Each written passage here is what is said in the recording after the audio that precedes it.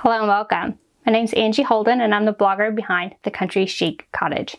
So today we're going to talk about bleaching shirts, and I'm wearing one of the ones I'm going to make in this video.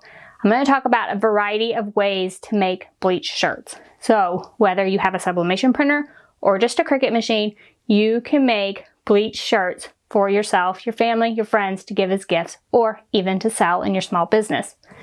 So how many ways can you make bleach shirts? The answer is a lot. So we're going to look at all the different ways to make bleach shirts and sort of the drawbacks and benefits of all of them at the end, so you can decide what the best method is for you. So first, let's get started. Let's look at the supplies we're going to use. First things first though, I will say, so I'm going to use two different shirts. The Gildan soft style shirt, the one I'm using is like a ladies cut shirt. I think it's size small to me, so I would do a size up on the Gildan shirt. And I'm going to link to all the supplies below, so you can head below, head to the description. If you're on mobile, swipe up. If you're on desktop, you might have to click show more to see the description below. Then you can see all the links to the products that I used. And you want to watch the full video because one of the Bella canvas shirts did not work. So I'll link to the ones that did work and the colors I used that worked below, but be aware of that as well. So let's take a look at the supplies we're going to use and then let's get started bleaching some shirts. Let's take a look at the supplies you're going to need. So we're going to do these a few different ways, like I said. So this is my sublimation pile and this is my vinyl and HTV pile. For the sublimation pile, I'll need sublimation paper, sublimation ink, a sublimation printer, and I've already printed a few designs here. You do want to be sure to mirror your designs. A few of these we're going to, like two, I'm going to press before I bleach. Two, I'm going to press after I bleach, just so we can get a comparison. And then on two of these, I'm going to do a method where I brush the bleach on with just a wide brush. And then the other two, I'm going to do a method where I use just a spray bottle and just spritz the bleach on. Now, I did want to talk about the sublimation paper really quickly, depending on what size of shirt you're doing. So these are just like an adult large shirt. So I did mine on 8.5 by 11 paper, and I think the designs are plenty big. But if you're making larger shirts, you may want the 8.5 by 14 paper. Your printer probably takes 8.5 by 14 at a minimum. If it takes larger, of course, you can make larger prints. So I just wanted to note that you may want to buy some larger paper when making shirts. The shirts themselves, for the sublimation, I'm using a Gildan soft style. It is 65% polyester, 35% cotton on both of these. So all four of these are the Gildan soft style, 65% polyester. However, you don't want to bleach just a plain cotton shirt. So even the ones I'm going to use HTV on, this is a Bella canvas shirt, but it's a 52% cotton, 48% polyester. If you bleach 100% cotton, you do run the risk of it getting holes in it rather quickly. So for longevity's sake, I would use at least a partial polyester shirt. So I'm going to do one of these with HTV. I've already cut my print. I'm going to put the HTV on after I bleach. And then I'm going to do one with vinyl, put the vinyl on, and then spritz the bleach over it so that I use the vinyl sort of like a mask. So we're just going to see what happens with both of those. I did want to say that even though, like this one, even when I'm putting it on after I bleach, I like to go ahead and cut it and weed it. And that way I can sort of determine what size area I need to bleach off of the shirt as I'm bleaching it. That way I don't bleach an area that's huge or bleach an area that's too small for my design. So that's why I've done all my designs first, and then I'm going to bleach. So the first thing I'm going to do is go ahead and sublimate two of these before I bleach, because we're going to run that comparison. Then we're going to head outside and do our bleaching. I do recommend doing that outside. I'll talk a little bit about that as we shoot the video outside. As far as like the bleach, you'll need bleach and peroxide both, and I'll talk about the procedure for that. And we'll also need cardboard. I would highly recommend cardboard or like old garbage bags, something like that. We are going to need some things like to go inside the shirt, maybe mask around the shirt, different things like that. All right, so here are my two shirts that I sublimated before bleaching. So I don't even know if you can see this one, but it's pretty dark on this gray shirt. And then this one says good vibes only. And of course the purple shows through. So we are going to fix that with bleach. Okay, so the next thing we're going to do, this is adhesive vinyl that I cut on my Cricut, weeded it, and I've went ahead and put it on some transfer tape. We're going to apply that to this shirt. So I know I'm going to get questions. I picked a sheet of removable vinyl just because that's what was in my craft room. Permanent or removable would work. Neither one are going to be permanent on fabric like this. So I think you're fine either way. I would just pick like something you have in your craft room and a color that you wouldn't use otherwise, because this is just a mask. So what I did is I just put this under my heat press to get any big wrinkles out, and then we're going to add this design. So what I want to do is just kind of find the center, and I'm using a t-shirt ruler just to find the center and get everything straight. And I'm going to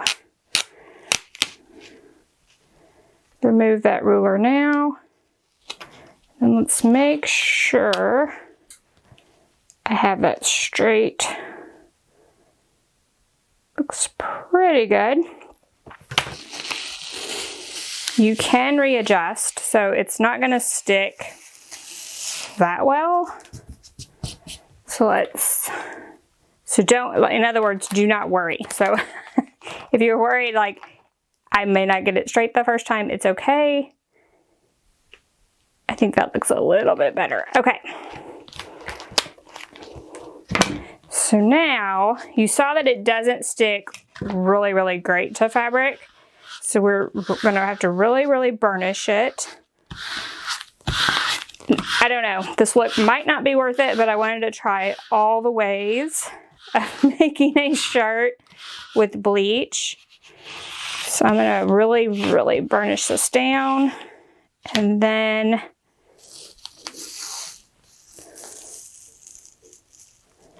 it is sticking, and you might have to just kind of hold it as you pull. And then really watch the things like the dots on these eyes. Then I'll just keep pulling this back. And once we have these ready, we can head outside and start bleaching. And here's that shirt with the vinyl applied. I mean, there are a few spots that kind of bubbled up, but I mean, if you wanted a perfect look, you would add HTV. So I think it'll be fine for our mask. So let's head outside, talk about the bleaching process, and see what happens with these shirts. So now that we're outside, I like to use Clorox No Splash bleach just because it's a little bit thicker and easier to control. Now this is pure bleach in a spray bottle, and you just want to spray that, in this case, over the area where we sublimated. And you want to soak that really well, especially if you want this area to be white. And you want to go all the way around, as long as you want that area to be white. So this part's completely up to you, but saturate an area around your design as small or as large as you would like it to be. Then, once you get that saturated, you will want some of the other area around the outside to have like a little bit of bleach splash on it. So here I'm just spritzing around the outside, and you can play with your spray bottle and determine how much or little of a spritz as you want. And then I just take paper towels and dab off any excess off that middle portion after a few minutes. Now we're going to set that one to the side and work on our next one. For this one, I just used a piece of cardboard, like literally an old pizza box, to make a template. This keeps some of my bleach overspray away from my shirt and helps me get that perfect circle that I want for this design. Now when I'm done spritzing on the template, I pulled that template off, and then I just use my spray bottle to go around the outside edge so that it's not perfect and gets that splashed look around the edge. Again, just use my spray bottle to spritz all over the front of the shirt. And I will note here that I did do the back of these shirts with that same spritzing method. after a few minutes after they were laying in the grass in the sun, and I would just flip them over and spritz the back in the same manner. So I basically repeated the same thing, just using a template. Now this is the one with my vinyl on it, and I'm just spritzing over the top of that adhesive vinyl. And we'll talk more about the way this shirt turned out, but this method should work for your shirt, just spritzing around that area with the adhesive vinyl. And then I did the same thing where I spritzed the shirt itself. Again, lifting up any excess. And we'll just keep an eye on these and see when they start to change white. And then we'll stop the process here in a minute with peroxide and water. So you can stop the bleaching process when you're ready. So here is our second method, and that is using a paintbrush instead of that spray bottle. And you literally just paint the bleach on. And this is one reason I like that splashless bleach, because it's a little thicker in consistency and was easier to work with my paintbrush.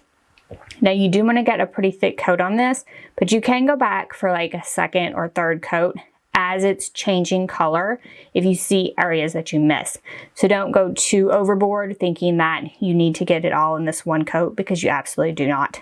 And then I took my spray bottle after I did the brushing and just did those little spritzes over the shirt so it has those little bleach spots all over it. Now these are the ones that I'm going to sublimate afterwards. And this is just a plain sheet of copy paper. Because my design is roughly that size, I'm using that to approximate the design. And I did want to talk a little bit. I just put plain cardboard, like old cardboard boxes, inside my shirt. You can use like garbage bags, whatever. But you just want something so what we're doing here in the center does not bleed through to the back of your shirt. So for this one, I'm just using a paintbrush, and I'm using that plain piece of copy paper as my sizing guide. So you would do this if you did not want to bring your sublimation print outside. Now I'm going to do a second one where I'm going to have the sublimation print with me, but if that makes you nervous, then definitely just use a plain sheet of paper, cut to approximately the size of your sublimation design to approximate where and how large your bleaching area needs to be. And on this one, I drew the outline with my paintbrush basically, and then I filled it in with bleach again with the paintbrush. So this is the paintbrush method to use with sublimation after bleaching. And then you could use also the spray method. We'll try that in a second with sublimation after bleaching. And I think it really just depends on what makes you comfortable when bleaching shirts, which method you're going to like. They both work. They both work great. Just whichever one you like the best and works best for your process, that's the one I would do. And you could even, so this one I used a fairly small paintbrush, probably for this large of an area. You can use a larger paintbrush as well. So whatever size of paintbrush you would like, whatever type of paintbrush you like, the type and a paintbrush does not matter. And that is pure bleach straight out of the bottle in my small glass container there. I did want to note that. Once again, just in case there's any confusion, I didn't add any water to the bleach itself. So for this one, again, brushed the bleach on, and then I took the spray bottle once again. And I just went around the edge just to rough the edge up a little bit so it wouldn't be as perfect, like straight line. And then I spritzed all around my shirt once again as well, and set that one to the side. Now this one, I'm using the spray method for bleaching before sublimation, and I brought my sublimation print outside to approximate the size. So I'm just kind of putting it on the shirt, holding the sublimation print up, seeing if that's big enough, spritzing some more. So you can just repeat this same procedure. You can blot any excess away at the end and use your sublimation print to approximate the size. So it just depends on if you want to bring your sublimation print outside or a piece of copy paper cut to roughly the same size.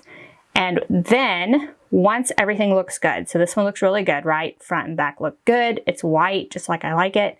This is half peroxide, half water. That stops the bleaching process completely. So we're gonna dunk it in there. We're gonna rinse it out really, really well. Half peroxide, half bleach. Then once all of these shirts are rinsed, I'm gonna put them in the washing machine by themselves and wash them twice with just plain water to get any more bleach or peroxide residue out of them. And then we'll head inside and take a look at finishing the shirts that we haven't finished yet. So just squeeze these out well. Once they're all complete, head to your washing machine to complete the process. All right, here are the results of sublimation before bleaching. So I did two different methods on this. I just sprayed this one. This one I used that brush in the bleach. So I find it hard to control just the spray. So, you know, basically the shirt, of course, soaks that bleach up and it goes way outside of your lines if you're not careful. Could probably be a little bit more careful. Do this again, you know, stay inside these lines and maybe it will bleed out less. Also with the spray, both of these I sprayed around the outside. You can play around with how much you spray the outside. So this one I used more of a fine mist, got more of that bleach all over it. This one I did less, it just sort of spritzed it. I will say with the brush, I had to like brush it, allow it to sit for a while, and then I carefully sprayed some of this inside. Some of the areas were still way too dark. So although the brush looks amazing, I did have to spray inside a little bit. Now these took like, I don't know, each one is different. So this one took longer than this one. This one probably took 20 minutes, maybe this one 30. It doesn't take that long though. And after maybe 5-10 minutes, I would flip them over and just spritz the back a little bit, just so it doesn't look super funny. And then allow the whole thing to sit until I was happy with the look. And then again, rinse with that peroxide and water mixture to stop the bleaching process. So I'm extremely happy with both of these, but let's go ahead and continue our experiment with our other methods. So here are two waiting on sublimation. So I've mentioned you can stop the bleaching process at any time with the peroxide and water mixture. This one, I loved how it turned this pink color. I could have probably sprayed some more bleach on it and got it even more white in this area, but I just love the way this looked. It's just sort of pinkish, and I think it'll look really great with the design I have picked. So I'm running with this one. So this one I used the spray. This one I did the brush and then sort of sprayed around the edge for a more rustic edge. I really love the way this one turned out as well, and I have my print ready to go on that. So I think on this one I got it a little, like the bleach bled a little bit more on this side, but we are going to run with it and add our design to the center approximately and see what happens. So I'm going to go ahead and sublimate these two. So when you do sublimation after bleaching, what you're going to want to do is keep on hand some peroxide. And I have peroxide in a little spray bottle. What may happen is you may get scorch marks on this white portion. Kind of look brown after you remove it from your heat press. If that happens, we're just going to spray that with some peroxide to lessen the scorch marks. We'll see if we can get them all the way out or not, and if these shirts scorch or not. So I've seen some various results online, so we're just going to see what happens with both of these. I'm going to go ahead and tape them down and use the same procedure for sublimation as I did my other ones. The ones before bleach, same procedures for after, but we might have to spray with peroxide to remove some scorch marks. So I'm going to go ahead and sublimate these and come back and we'll take a look at them. So here's our first shirt out of the press, and the sublimation looks amazing, but you might be able to see where the press was just a little bit. So it's just scorched.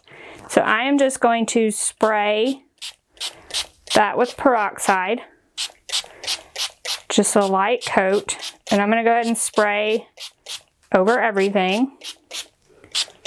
And I will have these designs in the description below so you can get those as well, because you'll definitely want to make some of these.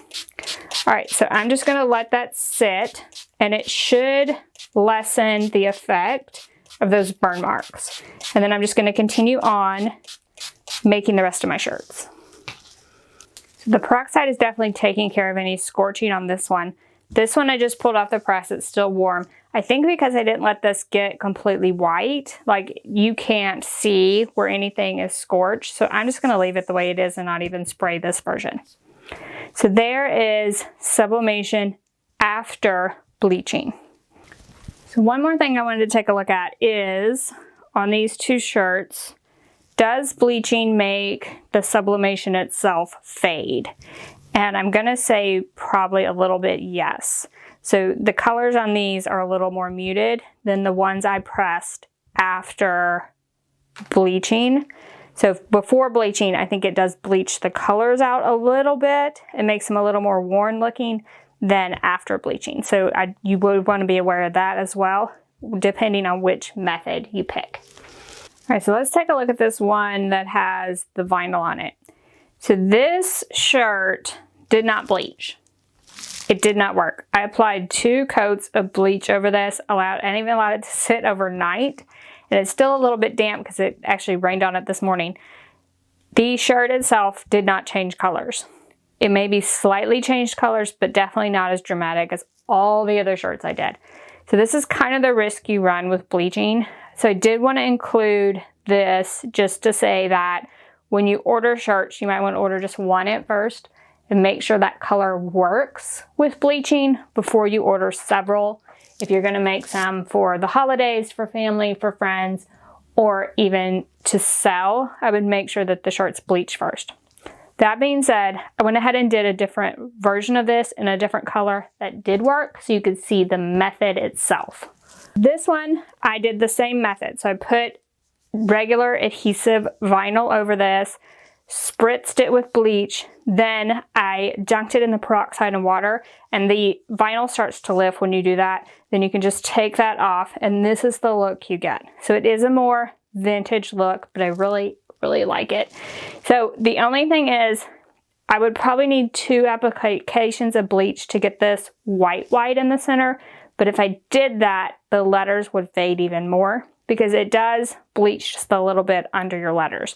So I only did the 1 application of bleach, and then this portion isn't white, it's more of an off-white. But I really love this look, and it's definitely an option if you want like a more worn look to your bleach shirts. Add that vinyl to the top and just spritz over the top.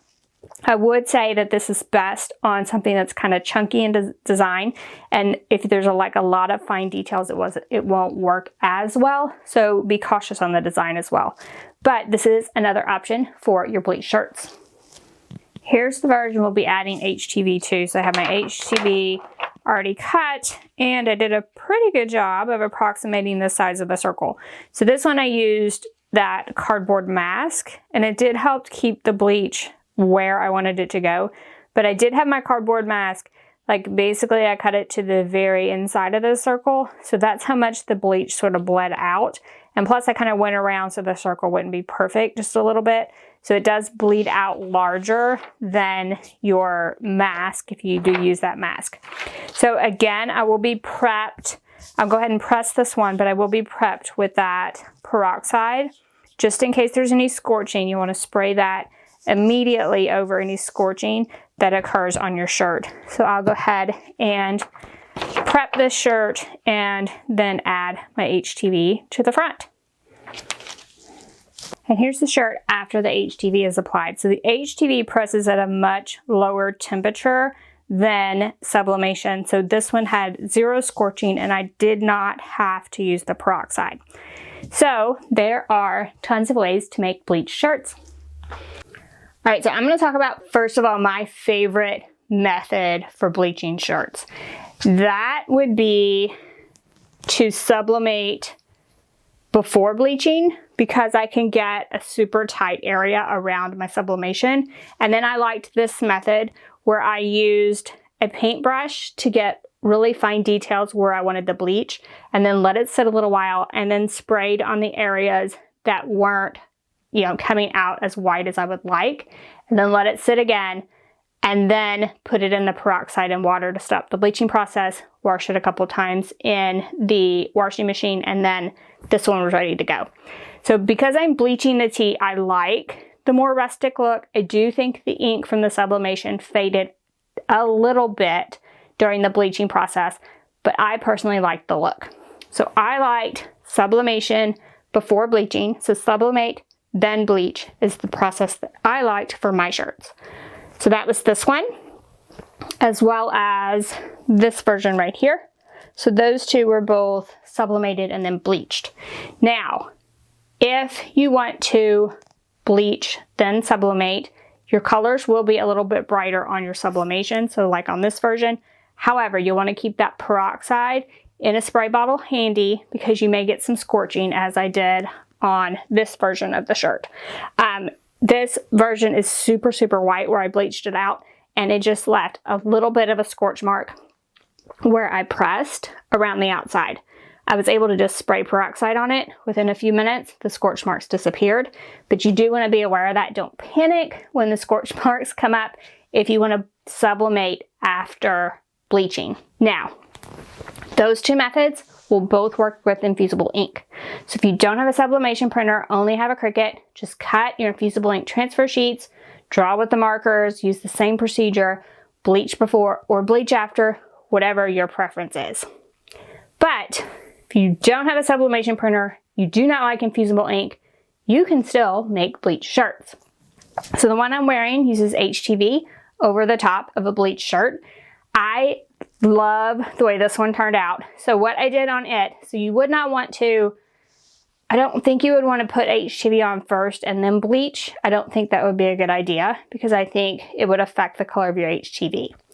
So I think you should bleach first, then add HTV to the top. Because it presses at such a low temperature, the chance of scorch marks are very minimal. But I would say that I used a template on this one, just cut out of like an old pizza box. And I think that helped me keep the bleach from spreading too much. So using that template, I think helped if you're going to use the spray bottle method. You could definitely use the brush method and just do a circle in this case of the right size, square of the right size, whatever your preference is. And then if you want a really rustic, worn look, try adhesive vinyl on your bleach shirts. Put the adhesive vinyl on and then spray that bleach and you'll get that really rustic, worn out feeling. And this is a brand new shirt. Just bought it and then sprayed the bleach and now it looks like super worn, rustic, like it's worn out. If you were looking for that look, you can get that with bleach and adhesive vinyl. So I hope this helps answers all your questions about bleached shirts. If you have any additional questions I did not answer, please drop down in the comment section and ask away. If you like this video, learned something new, give us a thumbs up. This is a great way to sublimate on those darker colors. And like these were 65% polyester, 36% cotton. So even though like that 65% polyester might give you like a lighter sublimation print, that's okay when you have this bleached look because you wanted that rustic, worn feeling. So it's a great way to do that on those lower count poly shirts as well if you still want to do sublimation. So thank you all so much for joining me today. If you haven't already, head on over to your YouTube channel, hit that subscribe button. We have Cricut and sublimation videos every week and you don't want to miss any of those. Thank you all so much for joining me and I'll see you next week. Bye-bye.